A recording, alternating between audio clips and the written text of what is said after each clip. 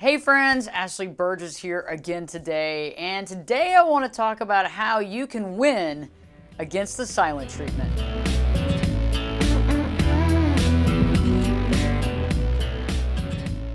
Have you dealt with the silent treatment in your life? If you've watched my previous video, I talked about the silent treatment. I talked about how it's real abuse.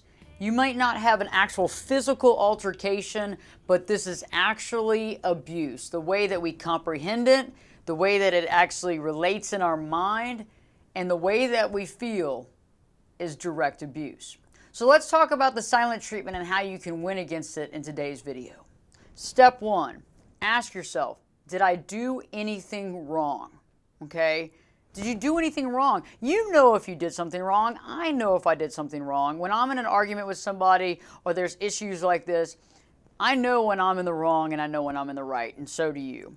If you are in the wrong, apologize. Step up for what happened. But if you're not in the wrong, do not apologize. Okay? Do not apologize if you're not in the wrong. The first reason not to apologize is because it's a lie. When you apologize for something you didn't do, that is a lie. And no relationship should be based on lies. I know that there's a lot of therapists and counselors out there that might argue with me and say, you know what, apologize, clear the air, keep the peace, just do what you have to do to kind of deal with the situation. And I say that's a no-go. Okay? I do not agree with that. If it is not for you to apologize, do not do that. Because what happens there is, one, you're setting yourself up for failure. You're going to start feeling beaten down, but you're also lying, and we don't want to do that. And when they tell you that you should keep the peace by apologizing for something you did, what are you doing? Keeping the peace with a dictatorship? The silent treatment to me is a dictatorship.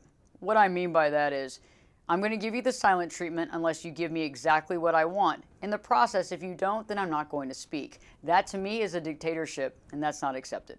Step two, when you're in the process of receiving the silent treatment, come to the realization that this is actual control over you. I think oftentimes we don't realize that. We realize, or we think, it's just the way that she or he deals with stress or stuff that they can't deal with, things that are outside of their wheelhouse, or mom and dad treated them really badly, they had a bad upbringing, a horrible family life, and I understand those things. However, two people coming together and having a discussion is based on conversation, it's based on communication, and it's based on allowing the other person to speak and to respond. Okay, so you have to realize, one, you must realize this. This is control over you. Okay? This is a control mechanism. Do you like being controlled? Do you like this person having this control over you? I think most of you would say no. Okay, I think most of you would say no. So the silent treatment is a full control mechanism used to control the conversation, used to control the outcome, and also allows you to feel like you're going insane. When was the last time that somebody uses the control, the whole silent treatment, and all you could do was think about it? What's going to happen? When is this going to get over with? When are we going to come to an agreement? When can we stop doing this? When can we stop playing these games? And literally, there was no other thought in your head but when you could stop doing this, because it was making you think about it over and over again. What is that? That's control. Now they are controlling your mind. Every thought that you have is controlled based on the fact that you'd like to end this argument and come to an agreement. But first off, they've got to speak. When you're in the process of receiving the silent treatment, the third thing that you want to do is to calmly tell them what you will accept in your life. And when you're talking to somebody that's giving you the silent treatment, I need you to look right into their eyes and calmly tell them what you will accept. Meaning, we need to communicate. I'd like to talk this out. I would like us to really, come to an agreement on this and be able to speak our minds and consciously communicate as conscious individuals that are here in this discussion.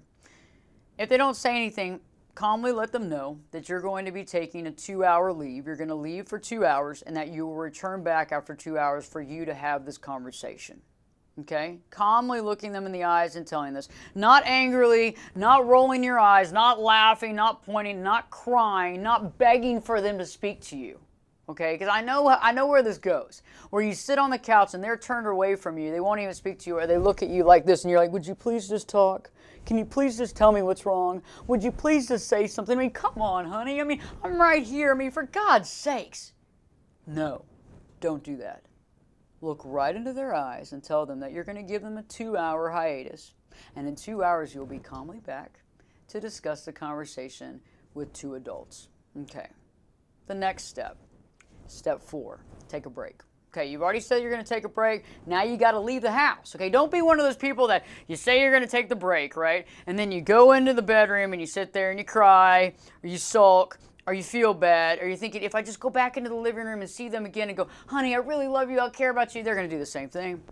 Leave the house. And you don't want to just sit there and meander around aimlessly.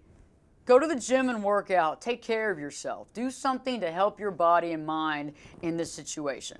Perhaps you go and eat something that's healthy for you, okay? Maybe you go and take a walk around the lake, or you drive around, because a lot of us like to drive. It clears our minds. It helps us. I'm a winner. I'm a driver, and I like that kind of stuff. Or go see a movie, something that you want to see, or go see some friends or some family that's not involved with the situation. Because it's good to do things, okay? Because a lot of times what happens is when we're in the situation, we divide ourselves from others, we're sad, we're depressed, we feel lonely, we just feel awful, and we're just wanting them to speak to us so badly that we can't think about doing anything else in our life. And so you've got to put yourself first in the situation and realize 2 most important things, right? Our time on this planet and our health. So take care of your health when you're dealing with this, and be mindful of the fact not to get lost in your headspace waiting for them to speak to you. Okay, silent treatment's still going on. You took your 2-hour hiatus away from the house. Now what do? Step 5, you return back home. Okay? You return back home and you go and sit there. If they're sitting on the couch, if they're sitting in the bedroom, whatever, you sit next to them and you look right at them in their eyes calmly and say, okay, are we ready to have a calm discussion and figure out and get to the bottom of this, and let's discuss this, okay? If they say, yes, I'm willing to discuss, let's talk about it now, I would like to communicate. Perfect, great. Okay, it's time to communicate. It's time to not throw judgments, not define things, but hear them out. Try to keep them in a safe spot and realize, this can be worked out. But one thing that you've done so far, if they actually want to discuss it now, is that you've trained them to realize that you're not going to accept this anymore, okay? This control pattern's not going to work on you. And maybe they've gotten it. And maybe y'all need to see counseling and both of you do together and you separately as well to deal with this situation. But right now, you're training them that you're not going to accept it. And that's a good thing. On the flip side, many of you come back home and there is no communication. You calmly speak to them, look them in their eyes and say, hey, I'm ready to talk. Are you ready to talk? Are we ready to talk? And they don't speak. Okay. This is a big deal. One quick caveat before I get to step 6. If you believe that they deserve one more chance, I believe that people deserve chances. If you believe that you should take another break and return back home and try this again, then so be it. If that's the case, repeat steps 3 and 4 again and try it all over again. And if it works for you, great. Eventually, you're training them that you're not accepting it. See, the issue with the silent treatment is that it's been working so long because you accept it. Because you fall right into the game, okay? I want to have full control over you, so I'm going to literally make it where it's impossible for you to communicate with me. And the only time I'll communicate with me is if you do exactly what I want you to do. And then I'll speak, okay? So you've been actually playing into their hand the whole time. You got to retrain that, okay? Now, if it's not working and they're not speaking, and this is going on for a long time, step 6. It's time. It's time. If they have discussed and you're good with it, it's great. But right now, it's time to look at your life and decide what you will accept in your life and what you will not. I'm here to tell you right now, life is way too short. The 2 things we have is our time and our health. Those are the most important things we have in the entire world. Okay? Nobody's going to give you a Medal of Honor for living a life of hell. Okay? If every time you come home you're dealing with the silent treatment, or every time there's an argument or a discussion or anything that they want control over you, they won't speak to you, do you think that's a way to live? Is that worth it to you? And I know a lot of you say, well, what are you saying, Ashley? What do you mean? I'm saying you've got to figure out how to move on or how to make a change. And I know some of you say, well, I'm married to this. I've been doing this with you for years. How am I supposed to get out of it? I get it. It's tough. And we're codependent. We as humans have a tendency of being codependent in a lot of relationships that are not healthy. okay? You've got to step up to the plate and decide, what do I need to do to power up myself, okay? Can I let this go? Can I move on? Do I need some therapy to work through this, okay? Can we have a couples therapy or family therapy or whatever that means? But in the end, if this doesn't work, can you move on? Let me give you an example. I had a client that recently came in. One of her family members was in a relationship with a very abusive man, okay? He was very abusive physically and mentally and would use the silent treatment often when she wouldn't do what he wanted her to do. She was extremely unhappy, but she didn't know how to get out of it. She didn't know what to do. What happens if I leave him? Where am I going to go? Who am I going to be with? What is my life going to be? And everybody wanted her to leave because they knew that if she could just get out of that abusive environment, get out of that negative environment, get out of that abuse, that she could actually have clarity enough to see that her life was worth living and that she could create a life outside of this abusive man, okay?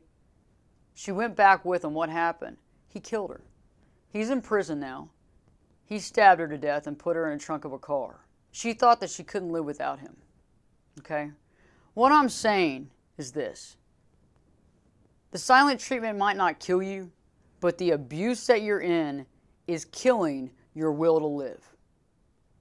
When you continue to be in that environment with somebody that's controlling you at such a level like that, using that is a tactic to make you feel bad about yourself, to feel as that there's no control in your life, to not know what to do next, and just pleading for that person to speak to you, that's no way to live. And the only way you get in life what you deserve in a positive way is to believe in it and to not stand for it. And I know it's hard to break relationships, and I know it's hard to deal with divorce. But again, you have this one life to live. And when we tell people what we'll accept, they do it. If we'll accept the abuse, they'll keep piling it on. If we don't accept it and we walk away, they got nobody else to abuse. They got to find someone else. And I'll tell you one more thing. When you walk out that door and figure out what you got to do in your life, they're going to probably start talking. But then you've got to decide, do you want to stay with this? It's up to you. And the one thing that I've realized about the silent treatment is that when we accept things like the silent treatment, we accept other people controlling us. And I know many of you don't allow people to control you. You don't like people telling you what to do. But why is it that that one person in our life, whether it's a friend, a spouse, or a family member, why is it that we let them control us to a point that we feel about this small? Okay. So if they've spoken to you and they've opened up and you've changed their ways, great, and you've educated them on the things that you will not accept and the way that you will be treated in a positive way, I love that. Kudos to you. If they're still not speaking, you've got to figure out your exit strategy, okay? Especially if it's somebody you live with, especially if it's somebody you're married to. If it's a friend, it might be a little easier to exit stage right. You don't deserve this. You deserve an apology. You don't deserve abuse. I hope this video has helped you. If you have any questions or comments, if you have left an abusive relationship and you'd like to talk about that, I want to hear about that. That's something that's amazing to me, because when you leave an abusive relationship, you are a survivor. And survivor stories are what I like to talk about on my radio show. Please don't forget to subscribe. In the comments below, tell me about the things that you've gone through. Tell me about your survivor stories. Tell me about that stuff, because I want to know. And some of the best stories I'd like to actually have on my radio show. I'd like to have you on my radio show if you indeed are a survivor of physical or mental abuse. I hope this video has helped, and don't forget to continue to live your true life.